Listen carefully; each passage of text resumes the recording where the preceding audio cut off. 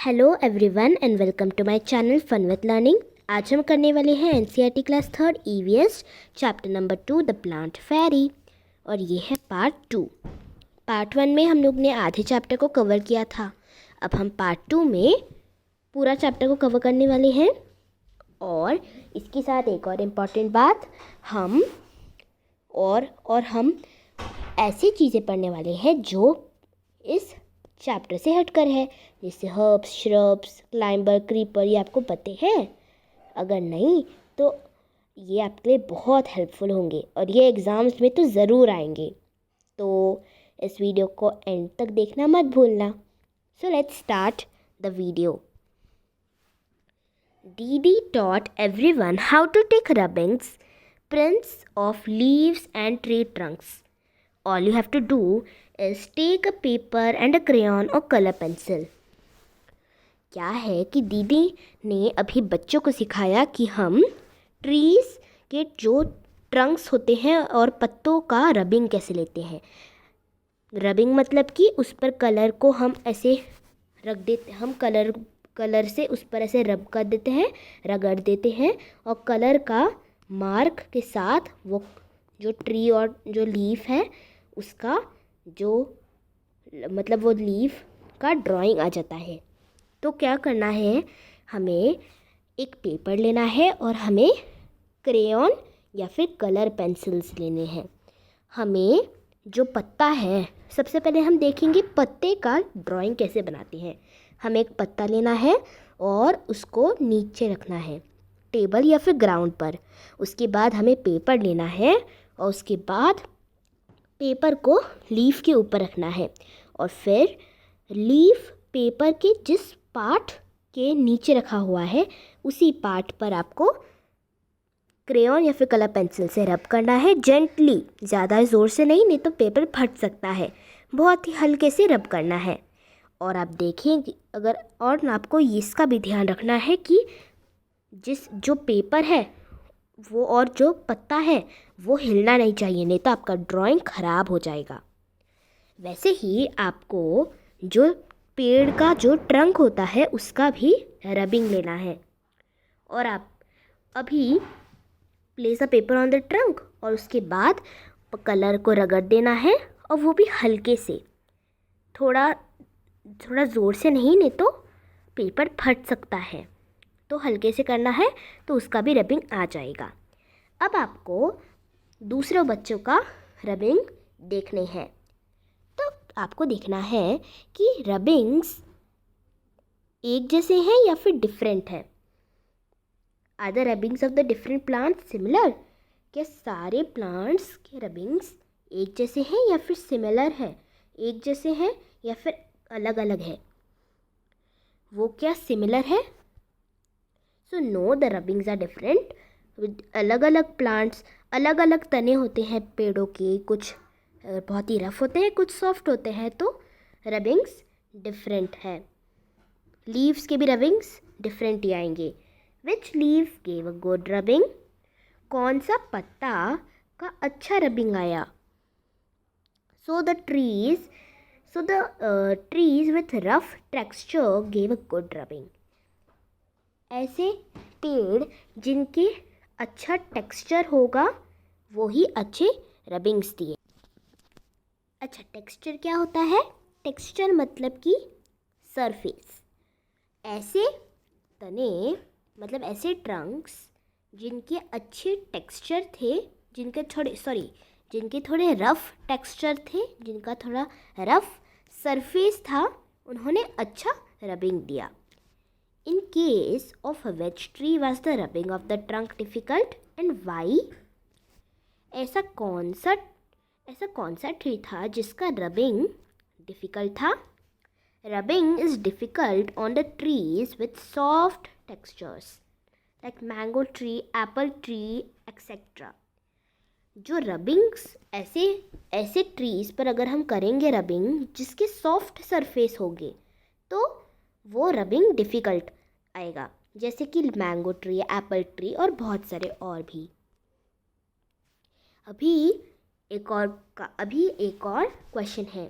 आपको इस पिक्चर पर देखना है और देखना इस पिक्चर को देखकर आपको बताना है कि ऐसे कौन से ड्राइंग्स हैं जिन पर पत्तों का डिज़ाइन किया हुआ है या फिर फूलों का या ऐसे पत्तों का डिज़ाइन किया हुआ है। तो सबसे पहले जब आप देखेंगे तो वॉल पेंटिंग, यहाँ वॉल पेंटिंग में आप देख सकते हैं फूल और पत्तों का डिज़ाइंस है।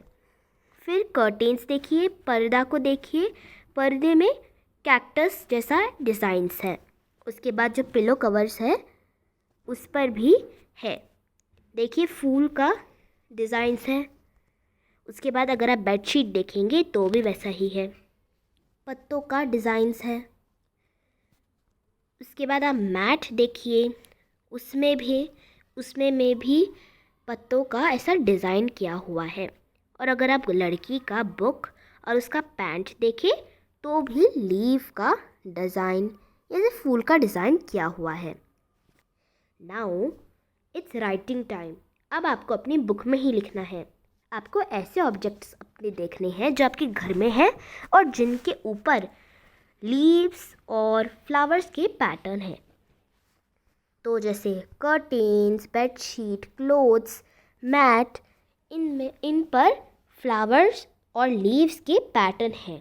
पर्दा, बेडशीट, क्लोथ्स, कपड़े, mat. You must have seen many plants and trees. How many of them can you name? Write their names. आपने बहुत सारे पौधों और पेड़ों को देखा होगा। आप कौन से पौधों और पेड़ों का नाम बता सकते हैं? उनके नाम आपको लिखने हैं, जितने पौधे और पेड़ों के नाम आप बता सकते हैं।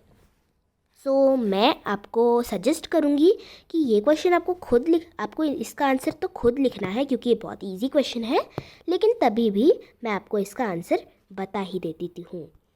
सो मैंगो ट्री जो आपका सबसे फेवरेट ट्री होगा, तुलसी, बनियान ट्री, एप्पल ट्री, नीम ट्री, बैम्बू ट्री, जामुन ट्री, पीपल ट्री और भी बहुत सारे ट्री के नाम है ना। बहुत सारे ट्रीज़ और नेचर में बहुत ट्रीज़ होते हैं और नेचर कितना सुंदर है ना। ट्रीज़ नहीं होते तो कैसा दिखता नेचर और हम सांस कैसे लेते। Are there any plants that you have heard of but never seen? Which ones? क्या ऐसे कुछ पेड़ या पौधे हैं जिनके बारे में आपने सुना तो है लेकिन कभी देखा नहीं? ऐसे बहुत सारे होंगे, जैसे कि एप्पल ट्री हमारे आसपास बहुत कम दिखते हैं। आपने उसका नाम सुना तो होगा लेकिन कभी नहीं देखा होगा। उसके बाद कैक्टस तो बहुत ही रेयरली दिखता है, वो भी राजस्थान वाली जगहों में जहाँ पे रेतीले जगह होते हैं वहाँ आप कैक्टस देखते होंगे, क्योंकि कैक्टस को बहुत कम पानी चाहिए होता है उगने के लिए। तो कैक्टस तो आपने कभी नहीं देखा होगा। आलमंड ट्री जो बादाम का ट्री होता है वो आपने कभी देखा है क्या? कभी नहीं देखा होगा आपने। आलमंड हमें रोज़ खाना चाहिए, वो बहुत ही अच्छा होता है। फिर पाइनएप्पल ट्री आपने देखा है क्या कभी? पाइनएप्पल ट्री आपने पाइनएप्पल खाया होगा, आपको बहुत अच्छा लगता होगा, लेकिन कभी आपने पाइनएप्पल देखा है? मैंने तो कभी नहीं देखा, आपने भी नहीं देखा होगा क्योंकि वो बहुत ही कम दिखते हैं। Now is the activity we have to friendship with a tree. तो ये क्वेश्चन आप खुद करेंगे। आपको एक ट्री के साथ फ्रेंडशिप करनी है और आपको बताना है वो ट्री के बारे में सब कुछ जो भी इस क्वेश्चंस में पूछा है। और इस तरह से हम हमारा चैप्टर पूरा करेंगे। उसके बाद अभी हम देखते हैं कुछ ऐसी चीज़ें जो आपको जानने की ज़रूरत है और मैंने आपको जो बोला था, तो now you will be excited. तो अभी हम देखते हैं। सबसे पहले हम देखेंगे पार्ट्स ऑफ अ प्लांट, जो पौधा होता है उसके पार्ट्स। तो ये थोड़ा डिफ़िकल्ट होगा लेकिन आपको एग्ज़ाम में ज़रूर पूछेंगे। वो आपको प्लांट का डायग्राम भी बनाने के लिए बोलेंगे और उसके साथ उसको लेबल भी करने के लिए बोलेंगे। So repeat after me. Root जो जड़ होता है वो, branches, fruits, leaves, stem, flowers and birds. Birds मतलब कि बेबी फ्लावर्स, जो बच्चे वाले फ्लावर्स होते हैं। सो आप इस डायग्राम को भी एक बार अच्छे से देख लीजिए। आगे बढ़ते हैं।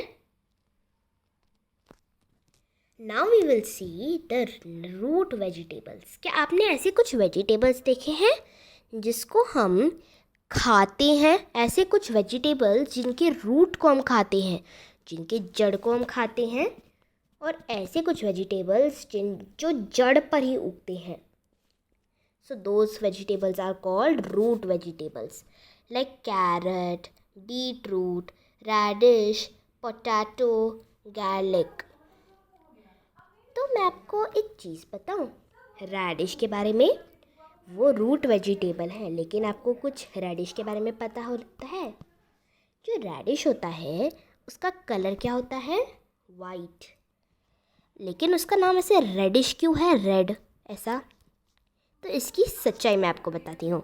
जो रेडिश होता है वो इंडिया और ऐसे एशिया में तो रेड होता है, एशिया में इंडिया है, लेकिन वो बाहर के देशों में, यूरोप वाले देशों में रेड होता है। क्या आपने कभी इमेजिन किया रेडिश कभी रेड होते हुए? हाँ, वो होता है red.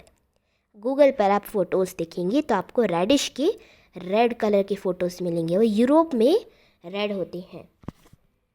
Now let's move on to next topic, leafy vegetables. The topic is leafy vegetables. आपको अभी कुछ ऐसे वेजिटेबल्स के नाम बताने हैं जो लीफी है, जिनके पत्ते हम खाते हैं। ऐसे कुछ वेजिटेबल्स तो होते हैं, ऐसे कुछ वेजिटेबल्स आपने देखे हैं जिनके पत्ते हम खाते हैं, पत्ते। सो दोज वेजिटेबल्स को हम बोलते हैं लीफी वेजिटेबल्स। ज़्यादा बच्चे को तो मतलब मैक्सिमम बच्चों को वैसे वेजिटेबल्स पसंद ही नहीं होंगे, तो वैसे वेजिटेबल्स को हम लीफी वेजिटेबल्स बोलते हैं। ऐसे वेजिटेबल्स जिनके पत्तों को हम खाते हैं। Mint. So first one is mint. Mint ऐसा एक वेजिटेबल होता है, वो भी लीफी होता है। कोरिएंडर, स्पिनच, लेटिस, ब्रोकोली आपने देखा होगा, करी लीव्स, केल और कैबेज। कैबेज आपने ज़रूर देखा होगा। उसके बाद है ऐसे कुछ प्लांट्स जिनके फ्रूट्स होते हैं। तो ये ऐसे प्लांट्स जिनके फ्रूट्स हम खाते हैं। सो ये तो बहुत ही इजी वाला क्वेश्चन होगा। तो बताइए आपके फेवरेट फ्रूट्स और उनके पेड़। सो सबसे पहला है ग्रेप्स। ग्रेप्स, मैंगो, जो आपका सबसे फेवरेट होगा, एप्पल, बनाना, प्लम। प्लम एक फ्रूट होता है, चेरी, ऑरेंज और भी बहुत सारे। तो आप और भी नाम बता सकते हैं। सो नाउ आप बताइए, अच्छा आप बताइए कि ये क्या है? This is saffron, okay. और इसको हिंदी भाषा में केसर बोलते हैं। तो आप क्या बता सकते हैं अब ये सैफरॉन कहाँ से हमें मिलता है? From where do we get saffron? Saffron कोई पौधा या फिर कोई ऐसी चीज़ से नहीं मिलता, वो एक फूल से मिलता है। फूल से वो एक ये रेड रेड पार्ट आपको दिख रहा है, ये वाला रेड रेड पार्ट, इसको ही वो निकाल लेते हैं और फिर सुखाकर सैफरॉन बनाया जाता है। So this is saffron, okay. याद रखने की चीज़ है ये। Now we will see identification of plants. Plants में क्या क्या होता है?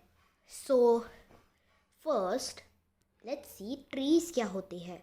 What are trees? तो ट्रीज ऐसे प्लांट्स हैं जिसके पास मोटे और वुडी ऐसे लकड़ी के ट्रंक्स होते हैं, और उस लकड़ी के ट्रंक पर ब्रांचेस होते हैं, और उन्हीं को हम ट्रीज बोलते हैं। What are trees? Plants that have thick and woody trunks with branches are called trees. Example: mango tree, coconut tree, cashew tree. What are shrubs? Plants that are smaller than trees and bushy are called shrubs. ऐसे plants जो पेड़ों से छोटे होते हैं और थोड़े झाड़ जैसे दिखते हैं, बुशी, उसको हम shrubs बोलते हैं. Like example, rose, jasmine, tulsi.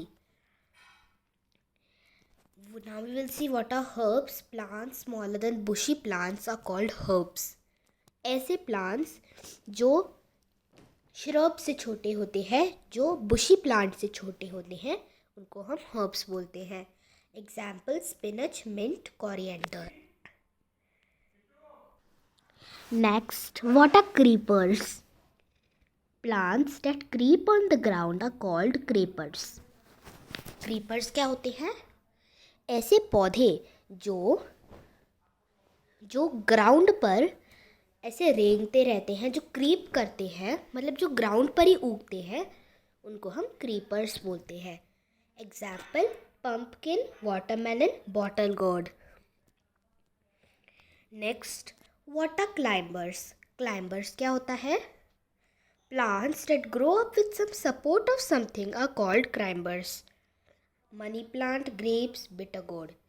ऐसे प्लांट्स जो कोई सहारे के साथ उगते हैं, जो अपने से खड़े नहीं हो सकते, जो कुछ तो सहारा से कुछ सहारा से ही वो उगते हैं, उनको हम क्लाइंबर्स बोलते हैं. जो खुद से खड़े नहीं हो सकते, जैसे कि money plant, grapes and bitter gourd, जिसको आप हिंदी में करेला बोलते हो. Now we will see some necessary elements for a plant.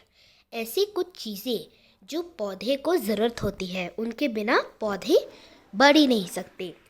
The first of all is air. हवा उनको चाहिए होता है. सनलाइट सबसे इम्पॉर्टेंट चीज़. सनलाइट के बिना वो नहीं उग सकते. आपको भी आपके पेरेंट्स बोलते होंगे ना, जाओ धूप में जाकर खेलो, तो वो इसीलिए, ताकि आपको भी सनलाइट मिले. सनलाइट बहुत ही इम्पॉर्टेंट होता है. वाटर जो सबसे इम्पॉर्टेंट चीज़ है. आप जैसे खाना खाते हो, प्लांट्स खाना नहीं खा सकते, वो तो वाटर ही पीते हैं. तो वाटर के बिना कोई प्लांट सूख जाएगा और मर जाएगा. Soil is also a important thing. Without soil a plant can't grow. Soil पर ही प्लांट खड़ा हो सकता है. प्लांट्स के जड़ सॉइल के अंदर हो सकते हैं. देन इज मैन्योर और फर्टिलाइज़र. अभी आप पूछेंगे मैन्योर फर्टिलाइज़र क्यों यूज़ है, उसका क्या यूज़. सो मैन्योर और फर्टिलाइज़र इसलिए यूज़ होते हैं ताकि प्लांट्स से कीड़े न लगे और प्लांट सेफ ग्रोथ हो और वो जल्दी उगे, और जो प्लांट्स है उस पर कीड़े ना लगे और या फिर वायरस या कोई जर्म ना लगे, इसलिए हम फर्टिलाइज़र उस पर लगाते हैं. So here we end our chapter. So यहाँ मैं चैप्टर को ख़त्म करती हूँ. So thank you for watching this video. If you like this video, please don't forget to like, share, subscribe और बेल आइकन को दबाना मत भूलना. और अगर आपको और नोटिफिकेशंस चाहिए तो सब्सक्राइब करना मत भूलना. So thank you for watching this video. We will meet again with our next chapter. So thank you very much and God bless you all.